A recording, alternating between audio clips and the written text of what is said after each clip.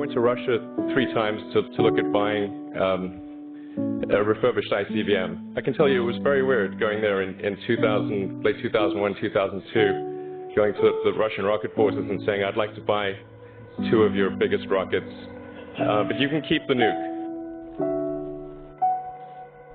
What is the most useful thing that what could I say that could actually be helpful or useful to you in the future? I thought I'd perhaps tell the story of how I sort of came to be here. How did some of these things happen? And maybe there's some lessons there, because I often find myself wondering, how did this happen? When I was young, I didn't really know what I was going to do when I got older. People kept asking me, but then eventually I thought that the idea of inventing things would be really cool. And the reason I thought that was because I read a quote from Arthur C. Clarke, which said that a sufficiently advanced technology is indistinguishable from magic, and that's really true. If you go back, say 300 years, the things that we take for granted today would be you'd be burned at the stake for. Being able to fly, that's crazy. Being able to see over long distances, being able to communicate, having effectively with the internet a group mind of sorts, and having access to all the world's information instantly from almost anywhere on the earth. This is stuff that really would be magic, or would be considered magic in times past.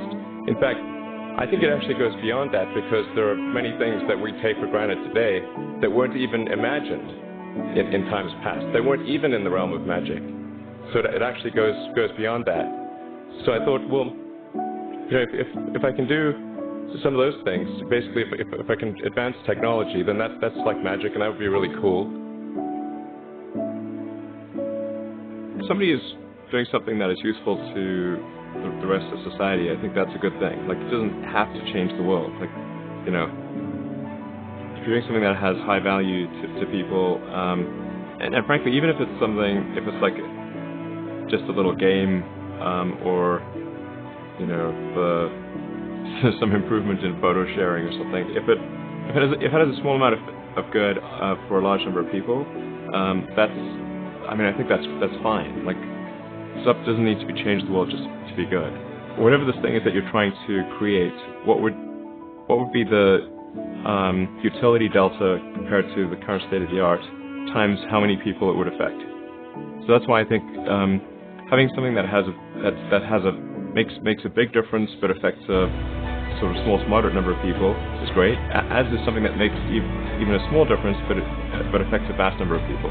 When I was a kid, I was wondering kind of what's the meaning of life, like why are we here, what's it all about, and I came to the conclusion that what really matters is trying to understand the right questions to ask, and the more that we can increase the scope and scale of human consciousness, the better we are able to ask these questions.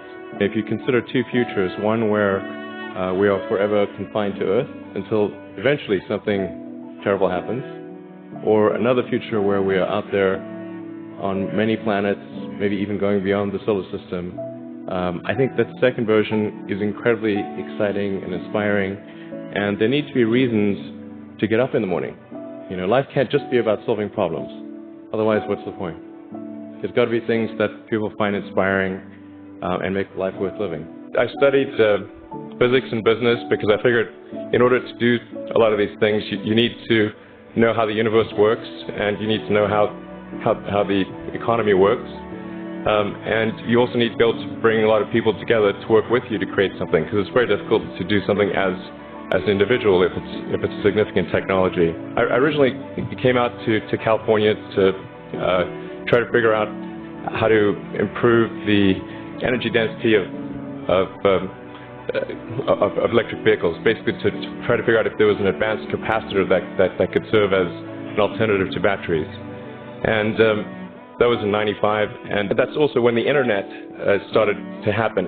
And I thought, well, I can either pursue this technology where success may not be one of the possible outcomes, which is always tricky, or participate in the internet and be part of it. So I decided to drop out. Did some internet stuff, one of which was PayPal. I think maybe it's helpful to say one of the things that was important then in the creation of PayPal was kind of how it started, because initially the initial thought was with PayPal was to create an agglomeration of financial services, so to have one place where all of your financial services needs would be seamlessly integrated and work smoothly. And then we had like a little feature which was to do email payments. And whenever we'd show the system off to someone, we'd show the hard part, which was the agglomeration of financial services, which was quite difficult to put together. Nobody was interested. Then we'd show people email payments, which was actually quite easy, and everybody was interested. I think it's important to take feedback from your environment. You want to be as closed loop as possible. We focused on email payments and really try to make that work, and that's what really got things to take off. But if we hadn't responded to what people said, then we probably would not have been successful. So it's important to look for things like that and focus on them when you see them, and you correct your prior assumptions. Going from PayPal, I thought, well, what are some of the other problems that are likely to most affect the future of humanity? It really wasn't from the perspective of what's the rank-ordered best way to make money, which is okay, but it was really what I think is going to most affect the future of humanity. So I think the biggest terrestrial problem we've got is sustainable energy, both the production and consumption of energy in a sustainable manner. If we don't solve that this century, we're in deep trouble. And then the other one being the extension of life beyond Earth to make life multiplanetary. So that's the basis for the latter is the basis for SpaceX, and the former is the basis for Tesla and Solar City. When I started SpaceX, initially I thought that, well, there's no way one could possibly start a rocket company. I wasn't that crazy. But then I thought, well, what is a way to increase NASA's budget? That was actually my initial goal.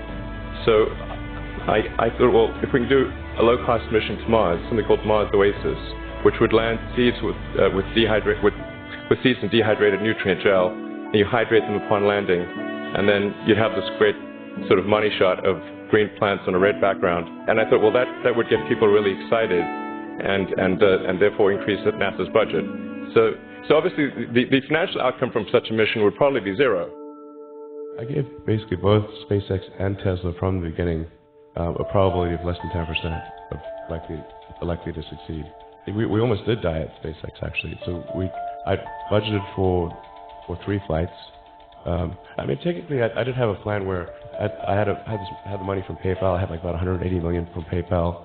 And I thought, I'll allocate half of that to SpaceX and Tesla and Solar City, and that should be fine. I'll have $90 million, like just lots,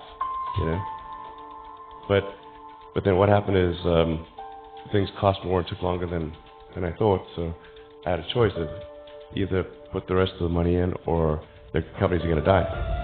So I ended up putting all the money in and borrowing money for rent from friends.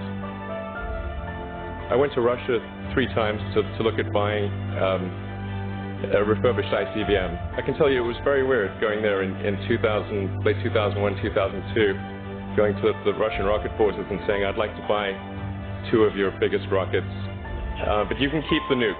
They thought I was crazy, but I did have money. After making several trips to Russia, I came to the conclusion that actually my initial impression was wrong about because my initial thought was, well, that there's not enough will to explore and expand beyond Earth and have a Mars base and that kind of thing. But I came to the conclusion that was wrong. In fact, there's plenty of will, particularly in the United States, because the United States is a nation of explorers, the people who came here from other parts of the world.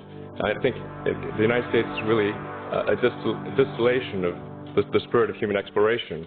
So after my 3rd trip, I said, okay, well, what we really need to do here is try to solve the space transport problem, and started SpaceX.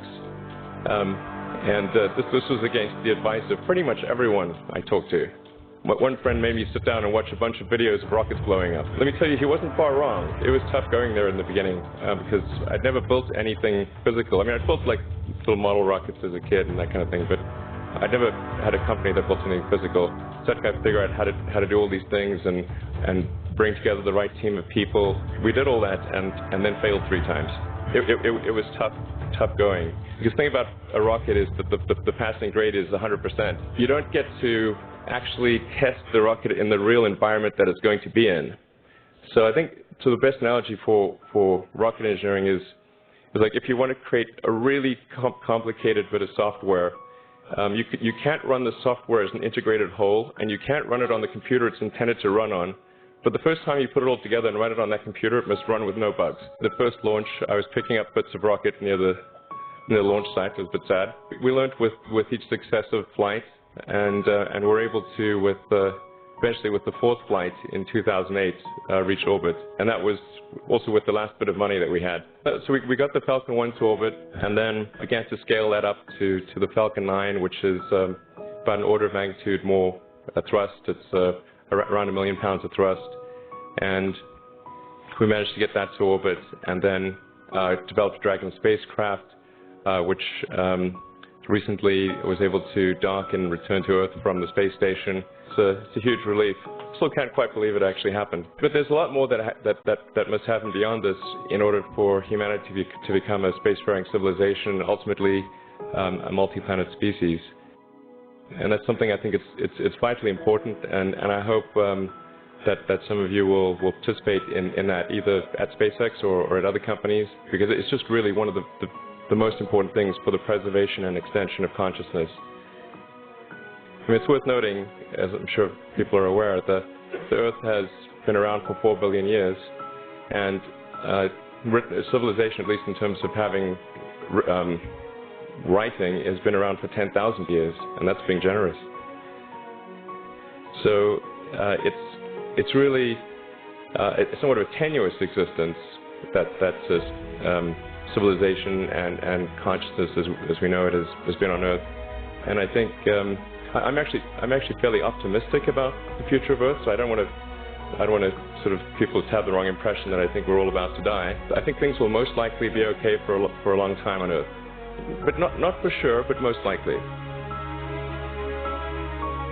But even if it's sort of 99% likely, a 1% chance is still worth spending a fair bit of effort to ensure that we've backed up the biosphere, planetary redundancy, if you will. In order to do that, there's a breakthrough that needs to occur, which is to create a rapidly and completely reusable transport system to Mars, which is one of those things that's right on the borderline of impossible. But that's sort of the thing that we're going to try to achieve there with SpaceX. On the Tesla front, the goal with Tesla was really to try to show that what electric cars can do, because people had the wrong impression. We had to change people's perception of an electric vehicle, because they used to think of it as something that was slow and ugly and had low range, kind of like a golf cart. So that's why we created the Tesla Roadster, to show that you can be fast, attractive, and long range. And it's amazing how, even though you can show that something works on paper, and the calculations are very clear, until you actually have the physical object and they can drive it, it doesn't really sink in for people. And so that I think is something worth noting. If you're going to create a company, the first thing you should try to do is create a working prototype. Everything looks great on PowerPoint. You can make anything work on PowerPoint. But if you have an actual demonstration article, even if it's in primitive form, that's much more effective for convincing people. So we made the Tesla Roadster, and now we're coming out soon with the Model S, which is a 4-door sedan. Because after we made the Tesla Roadster, people said, "Oh, sure. We always knew you could make a car like that. It's an expensive car, and it's low volume, and it's small, and all that. But you couldn't make a real car." Like, okay, fine, we got to make that too. But I think the overarching point I want to make is that you guys are the magicians of the 21st century. Don't let anything hold you back.